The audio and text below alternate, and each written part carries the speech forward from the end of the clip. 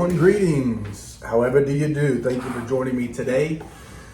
I do truly appreciate it. I'm sitting in a kitchen. It's not my kitchen. It's a kitchen of the Homewood Suites, a suite at the Homewood Suites in Fort Myers, Florida. Unfortunately, I do have to work, so I have to travel sometimes and go places and things like that. But I read a book recently that I'd like to talk about. I'm a sucker for haunted house stories. I say I'm a sucker for haunted house stories, but I find a lot of them really just don't hit the spot for me. And so I started thinking about what's my spot? Do I really even love haunted house stories? I love the idea of scary houses. And I started thinking about the stories that I love most, the movies that I love most, and most of them ended up not really being haunted houses anyway. It was scary houses, and sometimes there was trickery or chicanery or a real killer involved, things like that. But I read a book called Burnt Offerings that would qualify as a haunted house, a true haunted house, by Robert Marasco. Here it is. And I talked about Hell House and The Haunting of Hill House, some of these books that I'd read.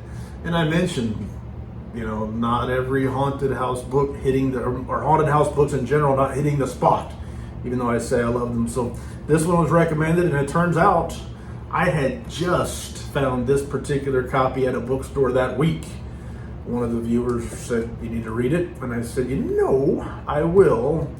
I have a copy. So I jumped in, and it was a pretty easy read. It is small print, but it's a little over 200 pages. So this edition is 218 pages, and it has an introduction by Stephen Graham Jones, who is an author that I'm a fan of, and it was a good introduction. It was one that made me want to see what I was about to get into. Now, one thing about this book in general is I had watched the movie. And I thought the movie was fresh in my mind, even though it had been quite a while since I'd seen the movie. But pretty quickly in this book, I started to realize, I've got the movie conflated with other books and movies, and I started wondering, is this the one where they did that? And it turns out it wasn't. Was this the one where they did that? And it wasn't. And I didn't even know the end. Well, when I got to the end, I went back and watched the movie and realized that the end of the book is much different than the end of the movie. And I'm not really sure which one I like better. I think I like the book better, but the end of the movie had a great scene. A great visual scene that you didn't get in the book. So I guess in that regard, it was better. It looked better. But I think I like the way the book ended. It was more on the nose, more precise, explained better what was happening. And I'd say by comparing the two, the book just did a much better job of explaining what was going on. And so in Burnt Offerings, it is a true haunted house book, although I don't want to tell you how and what. Spoiler alert, the book's from 1973, so if you haven't read it, just like I hadn't until this week, well, I recommend you do. I liked it. I really did like the book, and I'll talk about a star rating here in a minute. But in a nutshell, this book it's 1973, and you have a husband, a wife, and a son. And I believe they lived in a tight apartment complex in Queens. And the husband, who is Ben, he's a school teacher, and he's just about to get off for summer break. Marion is the wife, the mom, and she is a stay-at-home mom, a housekeeper. She's very, very adamant about her house cleaning. She takes it seriously, the dusting and all that stuff. And she's a bored housewife. She can't stand the thought of enduring her home, the noisy apartment with the neighbors downstairs playing the piano, the neighbors upstairs doing the stomping, the kids outside the window being loud and noisy, and the heat from this non-air conditioned apartment. She can't stand the thought of spending a summer there. It's driving her crazy, and she wants nothing more than to go rent a house in the country for the summer. Her husband's off. They've got some money saved up. Seems perfect. let's go rent us a house in the country. Let's get away from the noise and kind of reset. Sounds great. Well, the husband, he's a school teacher, and he's having his own kind of a nervous breakdown, a burnout sort of situation coming. He's finding that he can't remember where he parked the car. He's frustrated. The students are really getting to him. He's not happy either. He's not really excited about going and looking for a place for the summer, but he goes along with it. They got a kind of a marriage. He's the money maker and kind of like the final say in the relationship, but she pretty much gets her way, and I think it lets on pretty quickly that he'll resist and she'll get her way. Well, he gives her the okay to go look, so she goes and looks, and she finds some options, but she finds this one that seems too good to be true. Light bulb. Seems too good to be true, and they decide, okay, this weekend we're going to go take a look. They're not quite ready yet. It's maybe mid-June, but by July 1, they want to be able to go into the house. So they go and they look at this place, and they go to this giant old house. It's kind of not been maintained well, and there's a guest house, like a little cottage on the property. And he's saying there's no way that we could afford this house. The ad must be for the cottage. And the lady says, the mother, Marion, says that the ad was for a big family, so it's got to be the big house. Anyway, they end up speaking to the caretaker, who's a real character. In the movie, he's cool. I like the actor that played him in the movie, but the caretaker is a real character in the book. They end up meeting the sister, Roz Allardyce, meeting her, and she's trying to sell the house, and she ends up making them an offer for $700 for the whole summer. So the price is way lower than they expected to pay, but the house is way better. And it kind of comes where it's too good to be true. The husband is a skeptic, and he's waiting for the bad news. The brother comes out. They just call him brother. So the sister and the brother live together, and they have this caretaker, and they're kind of suspicious in ways, but they're very excited. They feel like the Rolfs are the right fit for the house, and that's what they're saying. We're offering this at a great price because we want the right people. We want people that'll bring life back into this house. That she mentions something like that a couple times. Brother is in a wheelchair, and he seems to be excited about the Rolfs. Also, Ben and Marion and their son David coming into the house. So they say, okay, we'll get back to you. And the Allardyces say, essentially, you got till Sunday. And the Rolfs go home. Ben's not going to go for it.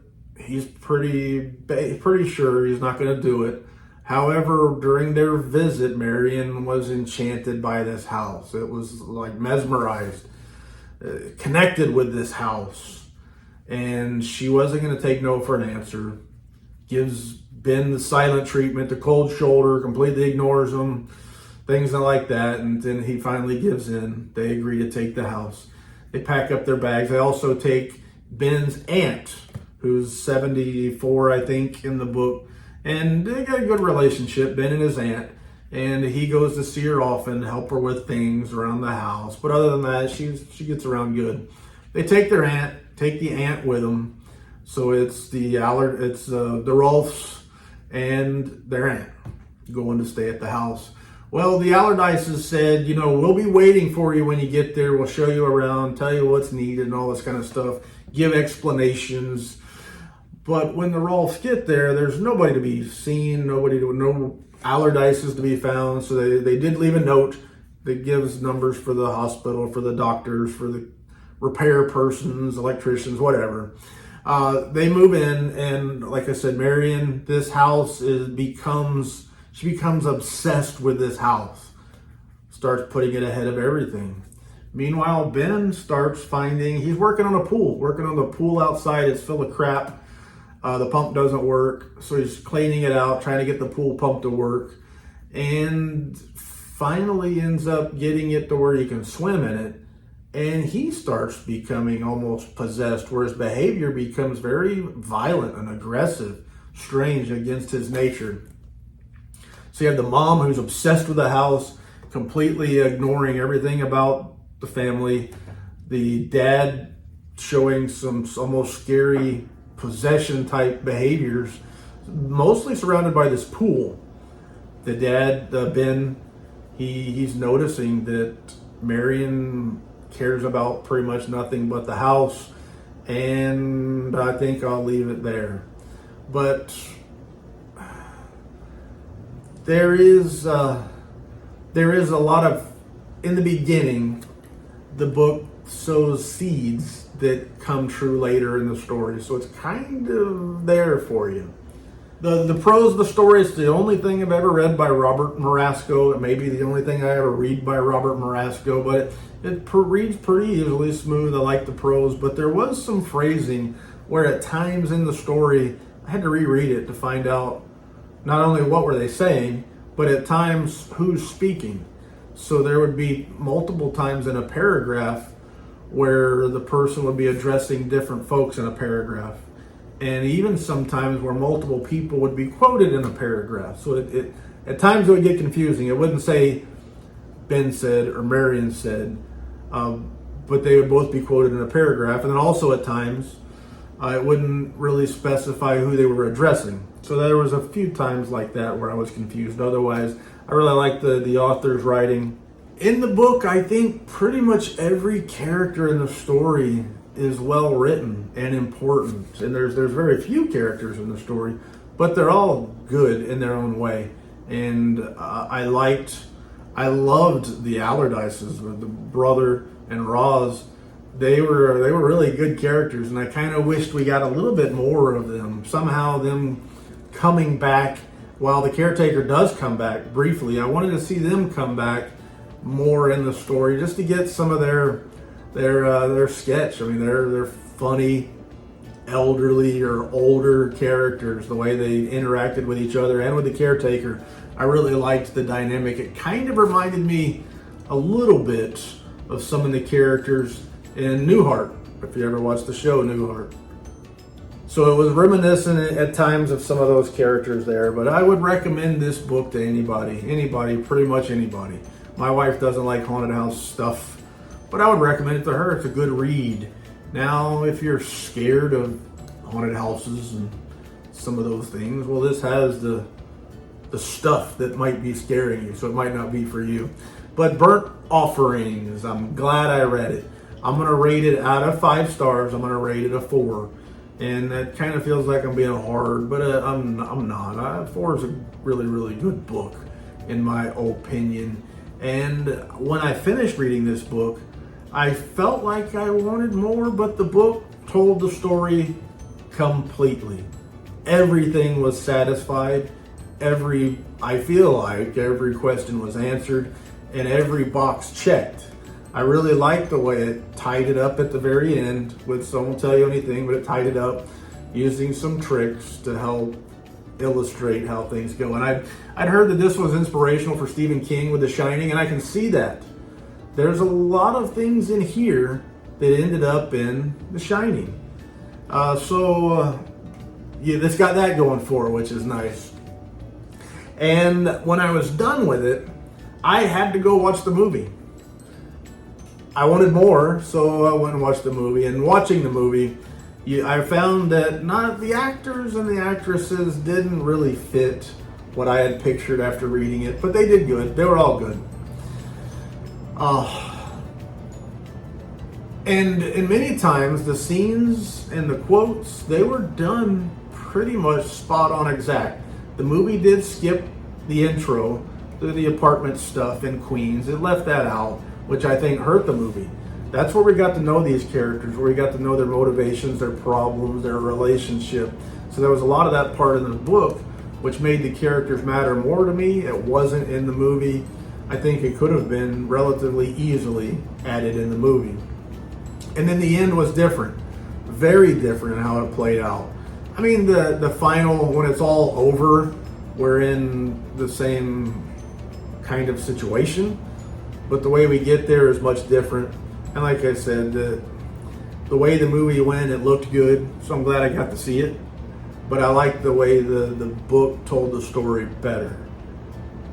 the immediacy of how things worked, I think worked better for me in the book. But they're both really good. I recommend them both. Read the book first and then watch the movie. And if you've watched the movie, maybe like me, you've forgotten it enough that the stuff felt fresh in the book, and you get an experience like me. But strong recommend.